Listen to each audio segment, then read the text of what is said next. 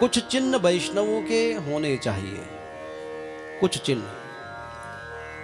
कथाओं से थोड़ा सा ये भी सीख लेना चाहिए। अगर आप निरंतर कथा सुन रहे हो, निरंतर अगर कथा सुन रहे हो, तो फिर आपको ये भी समझना चाहिए कि हमें एक संप्रदाय का अनुसरण करना अति आवश्यक है, बहुत जरूरी है। कभी शिव पुराण सुन लो, कभी देवी भागवत सुन लो, कभी राम कथा सुन लो, कभी आप भागवत सुन लो, और फिर अपने मन को कहो कि अब बता भाई, शिव जी प्रिय हैं कि राम जी प्रिय हैं कि माँ दुर्गा प्रिय है या नटखट कन्हैया पसंद है।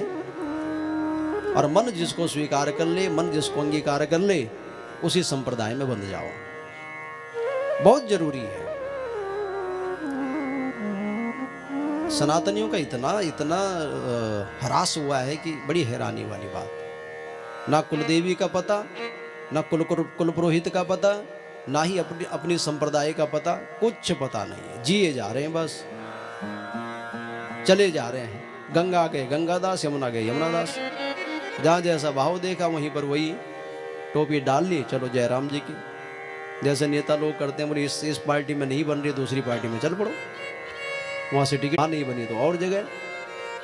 तो राजनीति में तो ये ठीक है, चल जाता है, लेकिन धर्म में नहीं चलता है। धर्म में ये चीजें नहीं चलती है।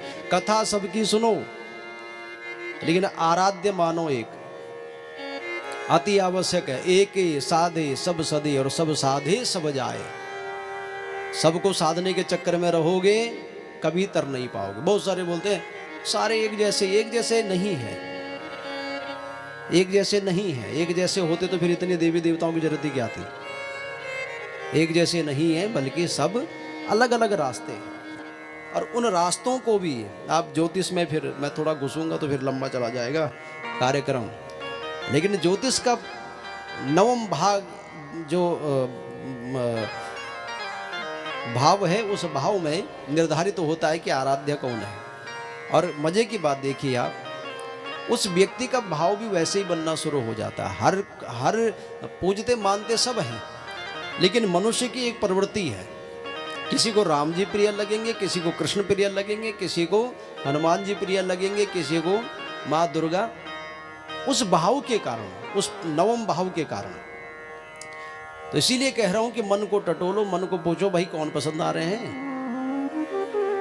शिव जी पसंद आ रहे हैं तो फिर शिव संप्रदाय की तरफ जाओ, शैव संप्रदाय की तरफ जाओ। उसके लिए क्या करना है? कथा का भाव है ये, कथा जो समझाना चाह रही है। कथा कह रही है कि रुद्राक्ष की माला धारण करके रखो, हो सकता है तो थोड़ा भस्म लगाया करो, है ना, ये लक्षण है। अगर नंद नंदन अगर प्रिय लगने लग गए तो गले में कंठी की तुलसी जी की माला होनी चाहिए। और ये भी बताऊंगा कि क्यों होनी चाहिए। राम जी प्रिय लग रहे हैं, तुलसी की माला धारण करके रखो। जो संप्रदाय है उस संप्रदाय का अनुसरण करो।